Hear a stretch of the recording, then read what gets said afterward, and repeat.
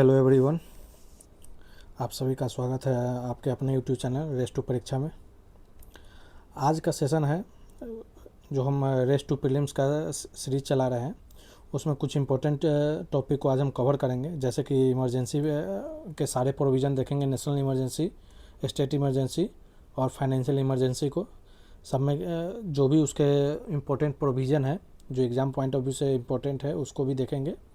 उसके बाद हम देखेंगे लैंग्वेज के बारे में, ऑफिशियल लैंग्वेज और क्लासिकल लैंग्वेज। जो अभी रिसेंट में क्लासिकल लैंग्वेज में 2024 में 5 क्लासिकल लैंग्वेज का ऐड किया गया है, तो उसको देखते हुए ये भी इम्पोर्टेंट हो जाता है। उसके बाद हम देखेंगे सबसे इम्पोर्टेंट है पीरियोडिक लेबर फोर्स सर्वे जो का एनुअल रिपोर्ट है 2025 का, जिसको मोस्पी द्वारा रिलीज़ किया जाता है, उसको देखेंगे।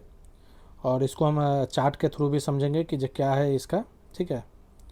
इसके बाद है जो है हम लोग थोड़ा स्पेस टेक्नोलॉजी में जो भी इम्पोर्टेंट चीज़ है, जो ज़्यादा इम्पोर्टेंट ऐसे स्पेस टेक्नोलॉजी को लेके साइंस एंड टेक का मैंने ऑलरेडी करेंट अफेयर पूरे डिटेल वे में कराया है, और उसमें जो जो इम्पोर्टेंट लग रहा है कि जो एग्ज़ाम में आने के चांसेस उसके ज़्यादा हैं, तो उसको हमने देखा है जो, ठीक है।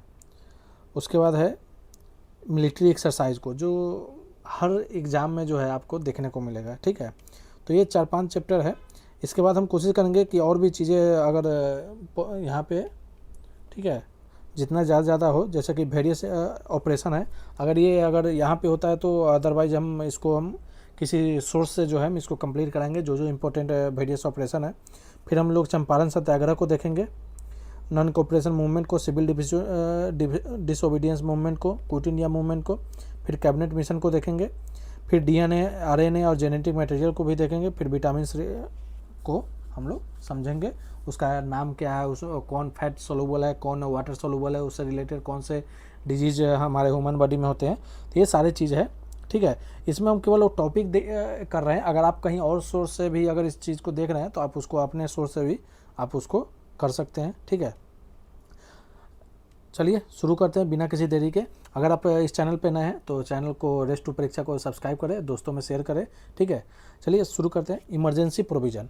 अब है कि इमरजेंसी प्रोविज़न जो है एग्जाम पॉइंट ऑफ व्यू से इतना महत्वपूर्ण है कि हर एग्जाम में आपको इससे रिलेटेड कहीं ना कहीं से क्वेश्चन आपको देखने को मिलेगा। चाहे उससे पार्ट्स से पूछ दे, कौन से पार्ट्स में मेंशन है, कौन से आर्टिकल में है, कौन से नेशनल इमरजेंसी का ग्राउंड क्या होगा, उसके अमेंडमेंट के तहत उसमें क्या चेंजेस लाया गया, ये सारी चीज़ों को लेकर हम इसमें देखेंगे। तो इमरजेंसी प्रोविज़न के बारे में देखते हैं कि इसको जो है हमारे कॉन्स्टिट्यूशन में पार्ट 18 में इसका जो है प्रावधान रखा गया है, और आर्टिकल जो है 352 से लेकर 360 तक जो है इमरजेंसी प्रोविज़न के बारे में बताया गया है।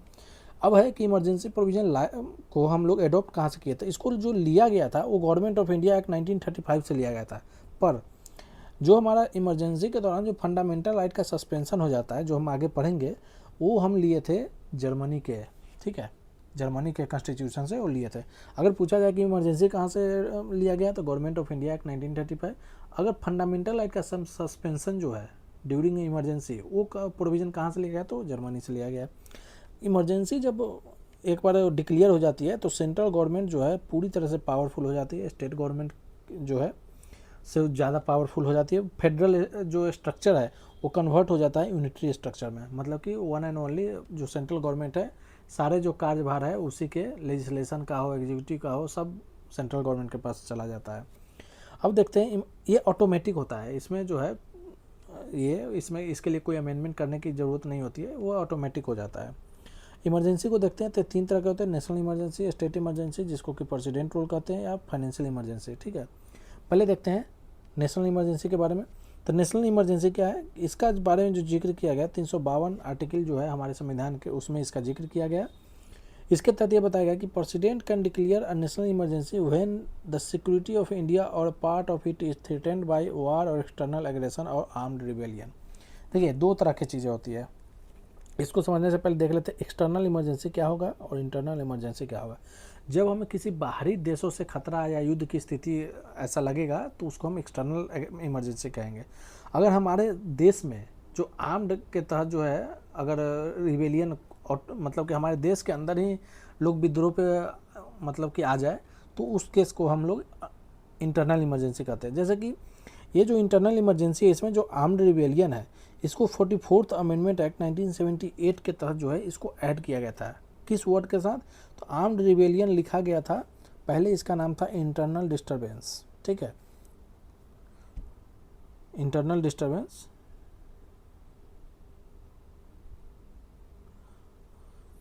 हाँ पहले था इंटरनल डिस्टर्बेंस, उसको कर दिया गया था आर्म्ड रिबेलियन। ठीक है, तो इसके तहत जो है प्रेसिडेंट जो है, अब देखते हैं 352 के तहत प्रेसिडेंट जो है कोई भी जब डिक्लेयर करते हैं नेशनल इमरजेंसी, तो उसमें या तो एक्सटर्नल इमरजेंसी होगा, या है बाहरी देशों से खतरा है या युद्ध की स्थिति होगा उस केस में, या फिर हमारे देश के अंतर्गत जो आर्म्ड रिबेलियन होगा उसके तहत जो है प्रेसिडेंट द्वारा ये डिक्लेयर किया जाता है। अब देखते हैं 42nd कॉन्स्टिट्यूशनल अमेंडमेंट एक्ट 1976 में ये कहा गया था कि president can limit operation of national emergency to particular area. मतलब कि 42nd अमेंडमेंट एक्ट जो है आपका 1976 में ये कहा गया कि जो भी नेशनल इमरजेंसी होगा किसी पार्टिकुलर एरिया में ऑपरेट हो सकता है, और उसको जो है कौन कर सकते हैं लिमिट? तो प्रेसिडेंट द्वारा वो लिमिट किया जाएगा। President can proclaim only after receiving a written recommendation from the cabinet. ये देखिए, यह जो हुआ कि पहले क्या था ना कि ओरली भी अगर कहा जाए तो ओरली अगर प्रेसिडेंट को कैबिनेट से अगर चला गया कि हाँ आपको इमरजेंसी के जो है प्रोक्लेम करनी है, इमरजेंसी को घोषणा करना है, तो उस केस में प्रेसिडेंट कर देते थे। पर 44th कॉन्स्टिट्यूशनल अमेंडमेंट एक्ट में ये कहा गया कि आप ये याद रखिएगा कि प्रेसिडेंट जो है अब जो कैबिनेट के रिटन रिकमेंडेशन पे ही जो है इमरजेंसी की घोषणा कर सकते हैं। ठीक है, अब है proclamation of national emergency brought under.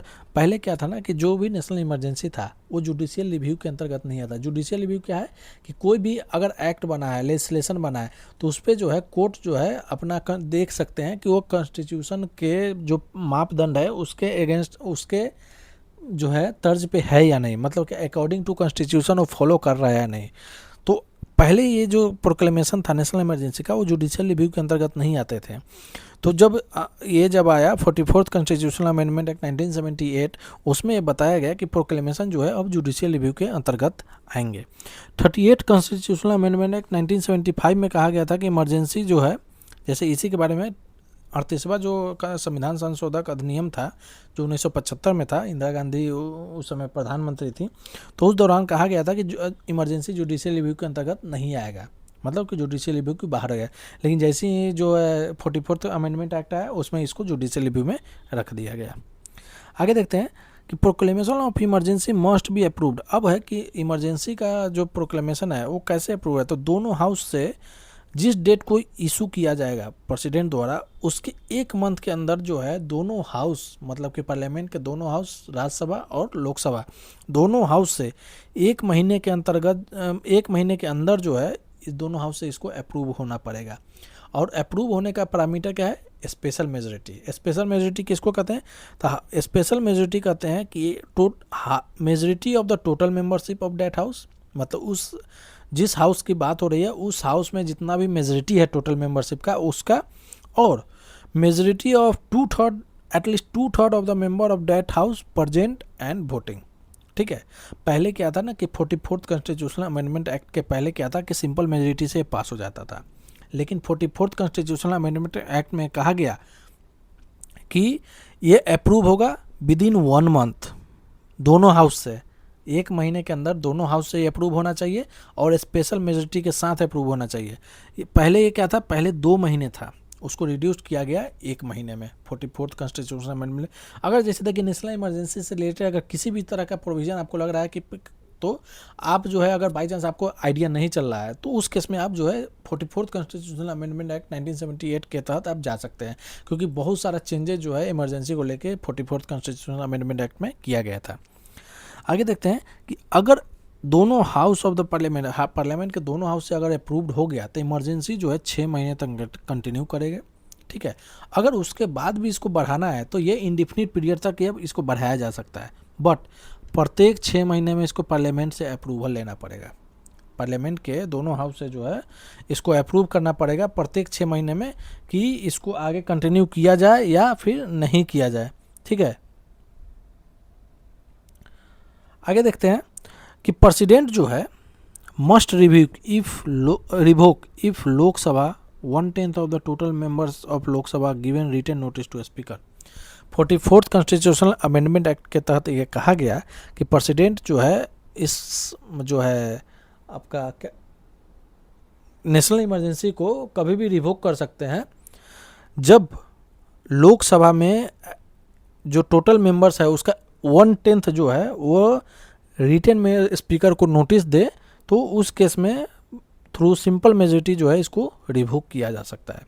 ठीक है, प्रेसिडेंट रिवोक करेंगे, लोकसभा में 1/10 ऑफ द मेंबर्स जो है उसको रिटन में नोटिस देंगे किनको, स्पीकर को, और सिंपल मेजोरिटी के तहत इसको रिवोक किया जा सकता है।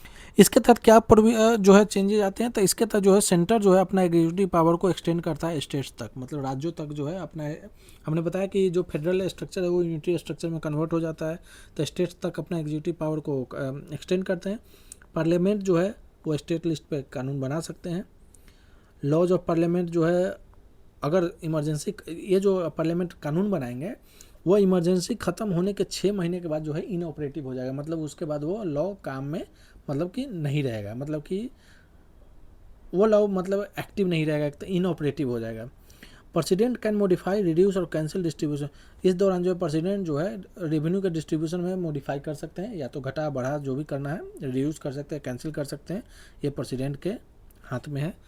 अब है आर्टिकल 358, इसका असर फंडामेंटल राइट पर क्या पड़ेगा उसके बारे में देखते हैं कि थ्रू आर्टिकल 58 यह जो है फंडामेंटल राइट जो हमारा 19 है, freedom to speech and expression, उसके जो 6 आर्टिकल है ऑलरेडी हमने जो है फंडामेंटल राइट हमने बताया है आपको, लक्ष्मीकांत के बुक से हमने ऑलरेडी कराया है, तो उसको आप रेफर कीजिए। उसके तहत जो 6 राइट्स हैं वो ऑटोमेटिकली जो है सस्पेंड हो जाते हैं जब नेशनल इमरजेंसी जो होता है उसका ग्राउंड क्या होगा, एक्सटर्नल एग्रेशन।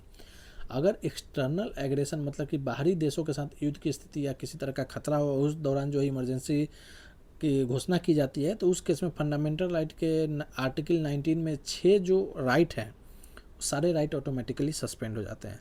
लेकिन आर्टिकल 359 के तहत जो है suspension of other fundamental right except 20 और 21 दोनों केस में, जैसे कि एक्सटर्नल और इंटरनल एग्रेशन दोनों के केस में आर्टिकल 359 के तहत जो है सारे फंडामेंटल राइट सस्पेंड हो जाएंगे बशर्ते आर्टिकल 20 और 21 को छोड़ के। इसको किस प्रोविजन के तहत रखा गया, तो यह 44th कॉन्स्टिट्यूशनल अमेंडमेंट एक्ट 1978 के तहत रखा गया। आगे देखते हैं स्टेट इमरजेंसी, इसको प्रेसिडेंट रूल कहते हैं। इसका मेंशन जो है हमारे संविधान में 356 आर्टिकल में मेंशन है। आर्टिकल 355 को देखते हैं कि duty of the centre to ensure state government is working in accordance to the constitution. Article 355 में कहा गया है कि यह सेंटर की ड्यूटी है कि ये इंश्योर करना कि स्टेट गवर्नमेंट जो है वो हमारे संविधान के अकॉर्डिंग काम कर रही है नहीं। आर्टिकल 356 में क्या, duty on centre to take over the state government in case of constitutional failure. अगर उन्हें लगेगा कि पहले तो उनको इंश्योर करना है, अगर उनको नहीं लगेगा तो उस केस में क्या है ना कि सेंटर जो है वो स्टेट गवर्नमेंट को ड्यूटी को अपने कंट्रोल में ले लेगा, वो इसी को स्टेट इमरजेंसी या प्रेसिडेंट रूल कहते हैं। President rule can be proclaimed under article 356। 2 grounds होते हैं जब वो प्रेसिडेंट रूल जो है घोषणा की जाती है प्रेसिडेंट रूल की। पहला, यदि प्रेसिडेंट सेटिस्फाइड है, मतलब संतुष्ट होंगे कि state can not be carried on accordance with the provision of the constitution. इसमें जो है कि अगर प्रेसिडेंट जो हमारे राष्ट्रपति साहब हैं उनको अगर वो सेटिस्फाइड हो गए अपने से कि स्टेट जो है हमारे जो कॉन्स्टिट्यूशन के प्रोविज़न है उसके अकॉर्डिंग काम नहीं कर रही है, यह रिपोर्ट या तो गवर्नर के थ्रू उनको मिले, या गवर्नर के जो है रिपोर्ट है, या फिर गवर्नर के विदाउट रिपोर्ट पे भी वो डिक्लेयर कर सकते हैं स्टेट इमरजेंसी या फिर प्रेसिडेंट रूल। ठीक है, आर्टिकल है 365। जब स्टेट जो है सेंटर के दिए गए डायरेक्शन को कंप्लाई करने में फेल हो जाता है, मतलब सेंटर ने कोई डायरेक्शन दिया, अगर वो उसको फॉलो नहीं कर रहा है, तो उस केस में भी जो है प्रेसिडेंट जो है क्या कर सकते हैं, प्रेसिडेंट रूल घोषणा कर सकते हैं। President rule must be approved by both house of the parliament with in 2 months. जैसे कि उसमें जो है 1 मंथ के अंतर्गत था, पहले 2 मंथ था। 44th कॉन्स्टिट्यूशनल अमेंडमेंट एक्ट 1978 के तहत उसको 1 मंथ में रखा गया कि 1 महीने के अंतर्गत जो है नेशनल इमरजेंसी को दोनों हाउस से स्पेशल मेजोरिटी के तहत पास होना पड़ेगा। इस प्रेसिडेंट रूल में क्या है कि दोनों हाउस से 2 महीने के अंतर्गत जो है 2 महीने के अंदर ये दोनों हाउस से ये जो प्रेसिडेंट रूल का जो है ये पास होना चाहिए। ठीक है, अगर वो अप्रूव्ड होता है दोनों हाउस से तो 6 महीने तक कंटिन्यू रहेगा, जैसे उसमें क्या था 6 महीने, उसके बाद अगर एक्सटेंड करना है तो इनफाइनाइट टाइम तक एक्सटेंड हो सकता है, हर 6 महीने में उसको अप्रूवल लेना पड़ेगा। इसमें क्या है कि 6 महीने तक कंटिन्यू हो सकता है और मैक्सिमम जो होता है 3 साल तक होना चाहिए। ये 3 साल तक ही प्रेसिडेंट रूल किसी भी स्टेट में लगाया जा सकता है maximum, with approval of parliament. Continuation जो है दोनों हाउस से हो सकता है बाई सिंपल मेजोरिटी, ठीक है। अब कंटिन्यूएंस के बाद में नेशनल इमरजेंसी जो है होल कंट्री में होता है इलेक्शन, अगर है कि इसका आगे जो कंटिन्यूएशन है उसका ग्राउंड क्या होना चाहिए, तो या तो पूरे देश में जो है नेशनल इमरजेंसी लगा हो, या फिर हमारा जो देश की जो इलेक्शन कमीशन है, ठीक है, वो अगर बता दे कि डिफ़िकल्टी के कारण वहाँ पे कोई भी जनरल इलेक्शन नहीं हो सकता है, मतलब इलेक्शन का कराना वहाँ पे मुश्किल है, अगर इलेक्शन कमीशन ऑफ इंडिया अगर बता दे तो उस केस में कंटिन्यूएशन जो है वो आगे का मतलब कि प्रेसिडेंट रूल आगे कंटिन्यू हो सकता है। रिवोकेशन के बारे में देखते हैं कि हटाया कैसे जाएगा, तो प्रेसिडेंट द्वारा हटाया जाएगा एट एनी टाइम, इसमें पार्लियामेंट के अप्रूवल की इसमें ज़रूरत नहीं है। नेशनल इमरजेंसी में सिंपल मेजोरिटी के साथ वो अप्रूवल की ज़रूरत है। स्टेट इमरजेंसी का क्या इम्पैक्ट है, तो इसको स्टेट असेंबली पर क्या असर पड़ेगा, तो प्रेसिडेंट जो है स्टेट काउंसिल ऑफ मिनिस्टर को ऑटोमेटिकली नहीं, प्रेसिडेंट जो है मतलब ऑटोमेटिकली डिसमिस नहीं कर सकता है, मतलब कि वो जो है मतलब कि डिसमिस कर सकते हैं, लेकिन कहीं से उनको ऑटोमेटिक जैसे होता है ना फंडामेंटल राइट ऑटोमेटिक जो है वो सस्पेंड हो जाते हैं, वैसे ही ऑटोमेटिक जो है dismiss central state council of minister नहीं होगा। गवर्नर जो है on behalf of centre carry administration with the help of chief secretary, मतलब कि जो इस स्टेट में आपका प्रेसिडेंट रूल लगा होगा उस स्टेट में जो है उसका यहाँ का एडमिनिस्ट्रेशन जो है वो कौन देखेगा, सेंट्रल के बिहाफ पे जो है गवर्नर के हाथ में है, गवर्नर जो है सारा कुछ का जो है एडमिनिस्ट्रेशन देखेंगे। और ये इनके एडवाइज़र के अपॉइंटमेंट एक एडवाइज़र भी होगा, इनके अपॉइंटमेंट कौन करता है, तो प्रेसिडेंट द्वारा किया जाता है। प्रेसिडेंट इधर सस्पेंड और डिजॉल्व स्टेट असेंबली, ठीक है। प्रेसिडेंट जो है या तो स्टेट असेंबली को सस्पेंड भी कर सकता है और डिजॉल्व भी कर सकता है, प्रेसिडेंट के हाथ में है। ये भी जुडिशियल रिव्यू के अंतर्गत आते हैं, 44th कॉन्स्टिट्यूशनल अमेंडमेंट एक्ट 1978 के तहत इसको जुडिशियल रिव्यू के अंतर्गत रखा गया। अगला है फाइनेंशियल इमरजेंसी, आर्टिकल 360 में इसका मेंशन है, प्रेसिडेंट प्रोक्लेम फाइनेंशियल इमरजेंसी अगर उन्हें लगता है कि सिचुएशन उस तरह से हमारे देश का जो फाइनेंशियल स्टेटस मतलब स्थिति है वो सही नहीं है, तो उस केस में जो है फाइनेंशियल इमरजेंसी प्रेसिडेंट द्वारा प्रोक्लेम किया घोषणा किया जा सकता है। Must approve by both house of the parliament with in 2 months, ये भी 2 महीने के अंदर का दोनों हाउस से अप्रूव होना चाहिए। Resolution of approval can be pass bye simple majority, इसका जो अप्रूवल का रेजोल्यूशन है वो सिंपल मेजोरिटी से पास होता है। कंटिन्यूज इंडिफिनिटली, जब तक ये रिवोक नहीं किया जाता है तब तक ये कंटिन्यू रहता है, ठीक है। इसमें कोई भी मैक्सिमम पीरियड मेंशन नहीं है कि कब तक ये लगाया जा सकता है।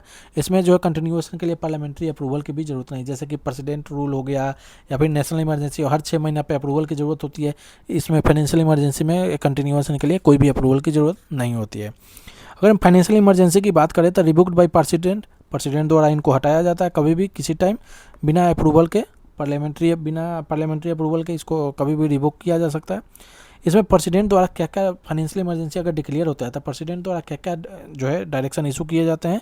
पहला है कि सैलरी और अलाउंस में कमी कर दी जाती है। रिजर्वेशन ऑफ ऑल मनी और other financial bill for consideration of president, जितने भी मनी बिल है या अदर फाइनेंशियल बिल है वो प्रेसिडेंट के कंसिडरेशन के लिए रिजर्व कर दी जाती है।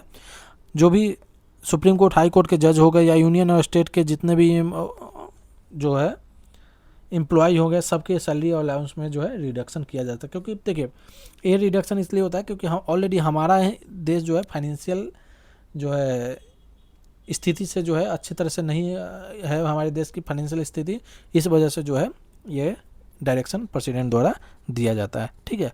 तो ये हो गया आपका इमरजेंसी के बारे में, ये इतना, ठीक है। आगे देखते हैं लैंग्वेज के बारे में। लैंग्वेज जैसे हमारा ऑफिशियल लैंग्वेज क्या है, हिंदी हमारा ऑफिशियल लैंग्वेज है, देवनागरी स्क्रिप्ट है। आर्टिकल 340 ऐसे इंग्लिश का भी यूज किया जाता है, ऐसा नहीं है कि इंग्लिश को हटा दिया गया, मतलब कि पहले क्या ना कि पूरी तरह से इंग्लिश था लेकिन धीरे ऑफिशियल लैंग्वेज को हिंदी किया गया। आर्टिकल 343 में official language of the union के बारे में बताया गया है। अगर बात करें आर्टिकल 348 की तो उसमें जो है सुप्रीम कोर्ट के लैंग्वेज के बारे में बताया गया कि वो इंग्लिश है, ठीक है। 8th शेड्यूल की बात करें, हमारे देश में जो है हमारे संविधान के जो 8वां शेड्यूल है उसमें लैंग्वेज के बारे में, भाषा के बारे में बताया गया। टोटल अभी 22 लैंग्वेज है। पहले जो सब संविधान जब मतलब कि 26 जनवरी 1950 को जब संविधान लागू हुआ था तो उस टाइम जो है टोटल 14 लैंग्वेज थे। बाद में 8 लैंग्वेज और ऐड हुए, जैसे कि आप ये याद रखिए कि किस अमेंडमेंट के तहत कौन से लैंग्वेज कब ऐड हुए।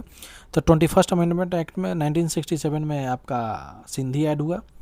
91st अमेंडमेंट एक्ट 1992 में कोंकणी, मणिपुरी और नेपाली हुए। 92nd अमेंडमेंट एक्ट 2003 में बोडो, डोगरी, मैथिली और संथाली हुए। फिर 96 में जो है उड़िया का नाम उड़िया किया गया, जो लैंग्वेज है उड़िया उसका नाम उड़िया किया गया। ठीक है, स्पेलिंग में प्रोनाउंसिएशन ऑलमोस्ट सेम ही है, स्पेलिंग में थोड़ा बहुत चेंज किया गया। ठीक है, उड़ीसा का लैंग्वेज है। तो ये हो गया, जैसे कि 21 में 1 हो गए और 3 हो गए आपका 71st में, 92 में आपका 4 हो गया, तो टोटल 8 और ऐड हुए, तो हमारा 22 लैंग्वेज हो गया। अब बात करें क्लासिकल लैंग्वेज, ये जो है 2024 में क्या हुआ ना कि 5 क्लासिकल लैंग्वेज और ऐड हुए। क्या वो क्लासिकल लैंग्वेज के बारे में क्यों? क्योंकि इसका हिस्टोरिकल इंपॉर्टेंस होता है, लिटरेरी जो है इनका इंपॉर्टेंस काफ़ी ज़्यादा होता है, इस वजह से इनको इस मतलब कि जो भी लैंग्वेज का जिनका लिटरेरी जो है इंपॉर्टेंस ज़्यादा हो, हिस्टोरिकल इंपॉर्टेंस रहा हो उस लैंग्वेज का, तो उनको क्लासिकल लैंग्वेज का दर्जा दिया जाता है। टोटल अभी एट परसेंट कितना है? तो 11 है। सबसे पहले तमिलनाडु के तमिल लैंग्वेज को, जो तमिलनाडु में जनरली ज़्यादातर बोले जाते हैं, तमिल लैंग्वेज को किया गया। फिर 2005 में संस्कृत, 2008 में कन्नड़, 2008 में ही तेलुगु किया गया। मलयालम 2013 में, 2014 में उड़िया और 2024 में असामीज, बंगाली, पाली, प्राकृत और मराठी को इस लैंग्वेज का दर्जा दिया गया क्लासिकल लैंग्वेज का। ठीक है, तो टोटल इसमें कितने लैंग्वेज हो गए? टोटल 11 लैंग्वेज हो गए जो कि क्लासिकल लैंग्वेज है। अब बात करते हैं पीरियोडिक लेबर फोर्स का एनुअल रिपोर्ट के बारे में, PLFS। इसको रिलीज कौन करता है? तो इसको release ministry of statics and program implementation, MoSPI द्वारा रिलीज किया जाता है। इसमें देखते हैं कुछ term. Labour force participation rate क्या होता है? तो लेबर फोर्स पार्टिसिपेशन रेट होता है percentage of person in labour force. और लेबर फोर्स क्या होगा? जो हमारा है, या तो कोई आदमी वर्किंग हो, या फिर जो है वो आदमी जो है वर्क किसी काम के लिए अवेलेबल हो या काम खोज रहा हो, इस सारे जो है लेबर फोर्स में काउंट होते हैं। ठीक है, तो percentage of person in labour force, कितना परसेंटेज है लेबर फोर्स में, उसको लेबर फोर्स पार्टिसिपेशन रेट कहते हैं। वर्कर पॉपुलेशन रेशियो कहते हैं परसेंटेज ऑफ एम्प्लॉयड पर्सन, मतलब कि जितने पॉपुलेशन है उसमें कितने लोग जो है वो एम्प्लॉयड है, मतलब काम कर रहे हैं। अनएम्प्लॉयमेंट रेट, ये तो नाम से ही है कि percentage of person unemployed among the labour force, मतलब अनएम्प्लॉयड में टोटल पॉपुलेशन नहीं होगा, अनएम्प्लॉयड में होगा कि जितने भी लेबर फोर्स में पर्सन है उसमें से कितने लोग अनएम्प्लॉय हैं। जैसे कि मान लेते हैं 100 आदमी लेबर फोर्स में है लेबर, ठीक है, उसमें से 25 आदमी जो है अनएम्प्लॉय है, तो 25% जो हो गया अनएम्प्लॉयमेंट रेट कहलाएगा। ऐसा नहीं कि पूरी जनसंख्या पे काउंट होगा, क्योंकि जो है लेबर फोर्स का, जैसे जनसंख्या में तो बच्चे उच्चे सब आ जाते हैं, तो लेबर फोर्स में तो काउंट नहीं होंगे, क्योंकि वो ना ही वर्किंग है, ना ही वर्क के लिए अवेलेबल हैं, ना वो काम खोज रहे हैं। तो जो इस तरह के कैटेगरी में होंगे उसके रिस्पेक्ट में अनएम्प्लॉयमेंट रेट कैलकुलेट किया जाता है। अब बात करते हैं लेबर फोर्स पार्टिसिपेशन रेट की, तो मेल ओवरऑल जो है 59.3% है, जिसमें मेल की जो परसेंटेज है 79.1% है, फीमेल जो है 40% पे LFPR है। ठीक है, तो लेबर फोर्स पार्टिसिपेशन रेट याद रखिएगा, ये काफ़ी इंपॉर्टेंट है आपका। ओवरऑल 59 इसको क्या है ना कि 2-3 बार देखिए डेटा को, ऑटोमेटिक याद हो जाएगा आपको। ठीक है, तो labour force participation rate 59.3, male and female का जो है 79, मेल 79.1 और फीमेल जो है 40% पे है। वर्कर पॉपुलेशन रेशियो की बात करें तो 57.4% है, मेल जो है 76.6 और फीमेल जो है 38.8% है। अब बात करते हैं कि 69.8% मेल ऐसे हैं जो कि लेबर फोर्स में नहीं है। मतलब कि अगर मान लेते हैं 100 आदमी हैं जो कि लेबर फोर्स में कैलकुलेट नहीं है, उसमें से 69.8% ऐसे हैं जो कि स्टडीज़ को कंटिन्यू करना चाह रहे हैं, इस वजह से वो लेबर फोर्स में अपने आप को नहीं रखे हैं। तो ये डेटा जो है ना, ये याद रखिएगा कि स्टडीज़ की वजह से कितने लोग लेबर फोर्स में पार्टिसिपेट नहीं किया, तो 69.8%। फीमेल में 44.4% है जो कि चाइल्ड केयर या पर्सनल कमिटमेंट के हाउस मेकिंग की वजह से जो है वो लेबर फोर्स में पार्टिसिपेट नहीं किए। अब मेल की बात करें 15 साल से ज़्यादा, 82.7% जो है डिप्लोमा सर्टिफिकेट है, डिप्लोमा या सर्टिफिकेट है इनके पास। 79.1% जो है ग्रेजुएट है। 83.1% जो है पोस्ट ग्रेजुएट है, और उसके ज़्यादा है जो वर्क फोर्स में है। मतलब कि वर्किंग जो भी है उसके बारे में बताया गया कि 82.7% डिप्लोमा है, ग्रेजुएट जो है 79% है, पोस्ट ग्रेजुएट और उसके ऊपर जो है 83.1% है, ये सब जो वर्कफोर्स में है। सेल्फ एम्प्लॉयड मतलब आप अपना खुद का बिजनेस, खुद का काम, तो उसमें जो है इसमें डिक्लाइन दिखने को मिला है 2023 से 2025 में। पहले 58.2% था 23 में, फिर 24 में 57.5 हो गया, उसके बाद 25 में 56.2% हो गया।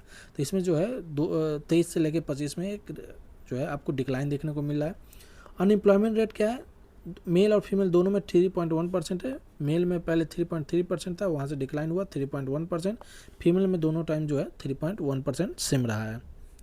अगर यूथ की बात करें, यूथ मतलब 15 से 29 साल के उम्र में जो एज है, अनएम्प्लॉयमेंट रेट जो है वो डिक्लाइन हुआ है 10.3% से 9.9% ओवरऑल, ठीक है। अगर रूरल की बात करें तो 8.7% से 8.3% डिक्लाइन हुआ है। अर्बन में बात करें 14.3 से 13.6% डिक्लाइन हुआ है। तो इसमें देखिए अर्बन जो अनएम्प्लॉयमेंट है वो ज़्यादा है रूरल के रेस्पेक्ट में, ठीक है। ओवरऑल 10.3 से 9.9 हुआ, रूरल में 8.8 से 8.7 से 8.3, अर्बन में अगर बात करें तो 14.3 से 13.6 हुआ है, ठीक है।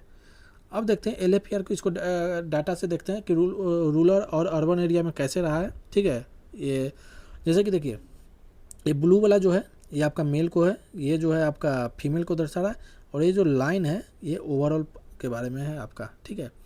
तो 2022 में देखिए LAPR जो है मेल का 79.5 था, 2023 में 79.8 हुआ, इंक्रीज हुआ। 2024 में 80.6 हुआ, 2025 में स्लाइटली ये डिक्रीज हुआ 80.5%। ये जो है मेल का लेबर फोर्स पार्टिसिपेशन जो है रेशियो है। फीमेल का बात करें तो 37.5 था 22 में, 23 में 47.3 हो गया, 24 में 45.8, फिर 45.9। तो ये जो है मतलब कि जिगजैग है, एक तरह से जो ग्राफ है वो आपका जिगजैग है, मतलब कि कंटिन्यूसली ग्रेजुअल ना डिक्रीज है ना इंक्रीज है। अगर बात करें ओवरऑल तो 58.5, 63.4, 62.9, 62.8, इसमें भी जो है पिछले साल के कंपेरिजन में जो है आपका डिक्लाइन देखने को मिला है। ये रूरल एरिया की बात है, ये जो आपका ग्राफ देख रहे हैं ये रूरल एरिया की है। यही अगर बात करें अर्बन एरिया में, तो अर्बन एरिया में देखिए कि मेल में 74.3, फिर 74.9, फिर 76.2, 76.2, ये सेम रहा है। अगर हम फीमेल की बात करें तो 24.7, 27.2, 27.6, 27.7, इसमें जो है आपको फीमेल में जो अर्बन में है वो आपका जो है ग्रेजुअल इंक्लाइन हुआ है, मतलब कि इसमें इंक्रीज हुआ, ठीक है, कंटिन्यूअस तरीके से इंक्रीज हुआ है, ठीक है। अगर ओवरऑल की बात करें 50%, 51.4, 52.2, 52.2, यह जो है 22 से लेके 24 तक ये बढ़ा, उसके बाद जो है 24-25 में सेम रह गया। अगर वर्कर पॉपुलेशन रेशियो की बात करें रूरल में, तो इसमें भी जो है आप देख लीजिए मेल में 77.1, उसके बाद 23 में 77.7, 24 में 78.4, 25 में भी 78.4। फीमेल की बात करें तो 36.7, 46.4, 44.8, 44.9, यह जो है ऊपर नीचे हो गया, मतलब कि बढ़ा फिर घट गया। ओवरऑल की बात करें तो 56.9, 61.9, 61.4, 61.2, पहले बढ़ा 22 से 23 में बढ़ा, फिर 23 से 24 में घटा, 24 से 25 में भी घट गया रूरल में। अर्बन में क्या है कि ओवरऑल जो 47%, 48.8, 49.6, 49.7, ओवरऑल जो है अर्बन में यहाँ भी इंक्रीज देखने को मिला है, ठीक है, कंटिन्यूअस इंक्रीज है। उसके बाद मेल की बात करें तो 70.4, 71.6, 72.28, 73%, इसमें भी आपको कंटिन्यूअस इंक्रीज है। उसके बाद फीमेल बात करें 22.8, 25.2, 25.8, 25.9, ये भी जो है इसमें वर्कर पॉपुलेशन रेशियो की अगर बात करें अर्बन एरिया में, तो सब जो है 22 के कंपेरिजन में सब कंटिन्यूअस इंक्रीज हो रहा है। अब बात करते हैं अनएम्प्लॉयमेंट रेट की, तो अनएम्प्लॉयमेंट रेट 22 में जो है मेल में 3.1% था, फीमेल में 2.1 था। तो ये जो है एक तरह से आपका 2.1 जो है फीमेल का 2.1, फिर 1.9, फिर 2.1, फिर 2.1 पे रह गया। ओवरऑल बात करें तो 2.8 से 2.4 हुआ, फिर 2.5, फिर 2.4, तो ये जो है एक बार घटा फिर बढ़ा फिर घट रहा है, ठीक है। ये रूरल की था। ये अर्बन की बात करें तो अर्बन में आपका 5.9, 5.2, 5, यह अर्बन में जो है कंटिन्यूस डिक्रीज हो रहा है एम्प्लॉयमेंट रेट। अगर हम बात करें कि मेल में तो 5.3 से 4.4, 4.4, 4.2 घटा, फिर बराबर रहा, फिर घटा। अगर हम फीमेल की बात करें 7.7, 7.5, 6.7, फीमेल में जो है कंटिन्यूस डिक्रीज देखने को मिला। तो ये जो ग्राफ जो है, ग्राफ से भी आप इसको चीज़ को समझ सकते हैं कि किस तरह से ये हो रहा है। स्टेटमेंट वाइज में इस तरह से बनाया जा सकता है कि कंटिन्यूस इंक्रीज हो रहा है कि डिक्रीज हो रहा है, 2024 के रिस्पेक्ट में 25 में क्या रहा है, ठीक है। अब है average number of year in formal education, 15+ से ज़्यादा जो है average number of year formal education में 10 साल रहा है ऑल इंडिया लेवल पे 25 में। मेल की अगर बात करें तो 10.2 साल, फीमेल की बात करें तो आप देखिए 9.9 ईयर्स रहा है, ठीक है। अगर अर्बन एरिया में देखा जाए तो एवरेज नंबर ऑफ ईयर जो है फॉर्मल एजुकेशन का मेल में 11.2 ईयर्स, फीमेल में जो है 10.9 ईयर्स रहा है, रूरल में 9.6 ईयर, 9.2 ईयर्स रहा है, ठीक है। ये average number of formal education के बारे में।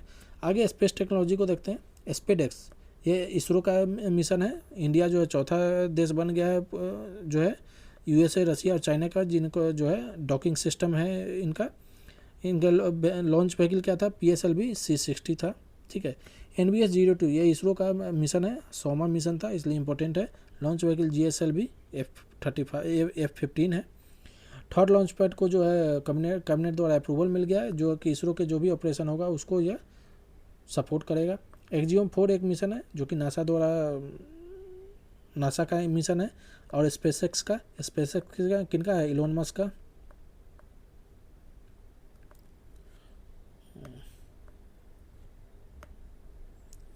स्पेसएक्स आपका हो गया इलोन मस्क का। यहाँ पे कौन सा लॉन्च व्हीकल है, तो फाल्कन 9 लॉन्च व्हीकल का यूज किया गया था। इसमें 4 मेंबर गए थे। किस मिशन के पार्ट थे, ISS का, इंटरनेशनल स्पेस में जो है मिशन है उसका ये चारों पार्ट थे। कौन कौन देश इसमें थे, तो अमेरिका हो गया, इंडिया हो गया, पोलैंड हो गया, हंगरी। अमेरिका से पेगी विट्सन, इंडिया से शुभांशु शुक्ला, और पोलैंड से उजनांस्की हो गया, हंगरी से तिबोर कापू हो गया, ठीक है। निसार क्या है, निसार एक मतलब अभी तक का सबसे कॉस्टलीस्ट रहा है, जो कि नासा और इसरो का सिंथेटिक अपर्चर रडार है, ठीक है। एक मिशन है नासा और इसरो का कंबाइंड मिशन है। लॉन्च व्हीकल जो यूज़ किया गया GSLV F16 किया गया। कौन से जगह से, श्री सतीश धवन जो श्रीहरिकोटा स्पेस सेंटर है श्रीहरिकोटा, वहाँ से। इसमें डुअल बैंड यूज़ किया गया। स्पेशल जो है सिंथेटिक अपर्चर रडार में L बैंड किसका है, नासा का, और S बैंड जो है वो इसरो का है। तो डुअल बैंड इसमें यूज़ किया गया है, ठीक है। तो ये नाम याद रखिएगा कि L बैंड जो है नासा का है और S बैंड जो है वो इसरो का है। आगे देखते हैं आदित्य L1। ये इंडिया का सोलर मिशन है जिसको कि सितंबर 2023 में लॉन्च किया गया था, ठीक है।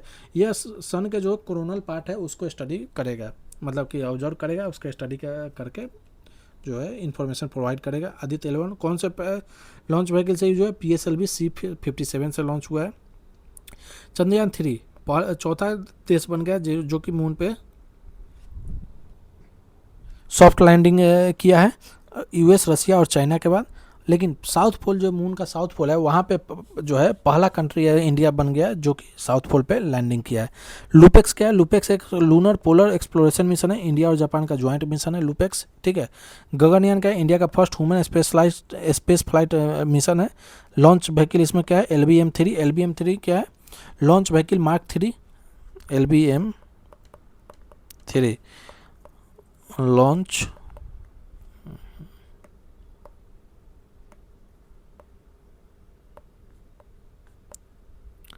Launch vehicle mark 3। इसको जो है हेवीएस्ट बोला गया, अभी तक सबसे हेवीएस्ट जो है इसको जो है लॉन्च व्हीकल है। और ये इसको जो है हम लोग इसलिए क्या कहते हैं, बाहुबली, तो ये याद रखिएगा, ठीक है। बेयोमिट क्या है, बेयोमिट एक AI powered semi humanoid robot है। इन स्पेस क्या है, इंडिया में प्राइवेट सेक्टर को जो है स्पेस में अलाउ किया गया, उसको रेगुलेट करने की एक सिंगल विंडो रेगुलेटर है, ठीक है। इसका फुल फॉर्म है Indian space promotion and authorisation centre, ठीक है। भारतीय अंतरिक्ष स्टेशन का टारगेट कब तक रखा गया है, 2035 तक इसको कंप्लीट करने का टारगेट रखा गया है। डेक्स क्या है, एक डस्ट एक्सपेरिमेंट है इसरो का। यह जो है अर्थ को स्ट्राइक करने वाले जो भी डस्ट पार्टिकल है उसको जो है डिटेक्ट करेगा। तो इसरो का डेक्स जो है। अब बाकी इसके जो और भी नासा का कौन कौन से है, ये ऑलरेडी हमने साइंस एंड टेक जो है करेंट अफेयर हमने करा रखा है। तो उसका 2 पार्ट है, दोनों पार्ट को अब देख लीजिए। उसमें science and tech, biotechnology, defence and security जो है, बाकी और भी चीज़ें जो भी साइंस एंड टेक में जितने भी टॉपिक हैं सबको हमने उसमें कवर कराया है डिटेल में, ठीक है। अगर आप वो वीडियो नहीं देखें तो आप ज़रूर उस वीडियो को देखिए। अगला देखते हैं मिलिट्री एक्सरसाइज, जैसे कि युद्ध अभ्यास। युद्ध अभ्यास किसका है, तो ये यूएसए का है। मतलब एक कंट्री जो है इंडिया के साथ होगा। आप ये इसमें मतलब कि मानिएगा कि सारे जो कंट्री है, मतलब कि सारे कंट्री के अगेंस्ट में इंडिया भी, मतलब कि साथ में इंडिया भी होगा। युद्ध अभ्यास इंडिया यूएसए का। ब्रज प्रहार यह भी यूएसए का है। धम गार्जियन इंडिया जापान का। यूक्यूबेडियन इंडिया मालदीव। साइक्लोन जो हो गया इंडिया इजिप्ट, जिसको कि डेजर्ट साइक्लोन कहा जाता है। Dustlik India Uzbekistan. Khanjar India Kyrgyzstan. Nomadic elephant India Mongolia. Mitra Shakti India Sri Lanka. Surya Kiran India Nepal. Astra Hind India और Australia. Garuda Shakti Indonesia. Harimau Shakti India और मलेशिया। अजय वॉरियर इंडिया और UK. Shakti India France. Lamitiye India और सीसेल्स। इंद्र इंडिया और Russia. Malabar quad country, quad में 4 country है, USA, India, Japan और Australia. AIKEYME India और Africa के 14 अफ्रीकन के 14 नेशन जो है, कंटिनेंट के 14 मतलब कि राष्ट्र मिलके ये एक्सरसाइज, मिलिट्री एक्सरसाइज किया गया है। एकेमे। कोंकण इंडिया और यूके का है। दोस्ती यह इंडिया, मालदीव और श्रीलंका का ये है, ठीक है। तो ये सब हो गए आपका साइंस टेक और emergency provision, language, PLFS, periodic labour force survey, और आपका मेजर मिलिट्री एक्सरसाइज जो भी इम्पोर्टेंट था, ठीक है। तो इस लेक्चर में हम इतना ही रखते हैं। अगला जो भी टॉपिक है उसको अगले लेक्चर में रखते हैं, ठीक है। आपको ये सेशन कैसा लगा ज़रूर रिव्यू कीजिएगा, और आपको अच्छा लगा तो सेशन को लाइक कीजिए, शेयर कीजिए, और चैनल रेस्ट टू प्रेक्षक को सब्सक्राइब जरूर कीजिए, ठीक है। चलिए आज के लिए इतना ही। Thank you.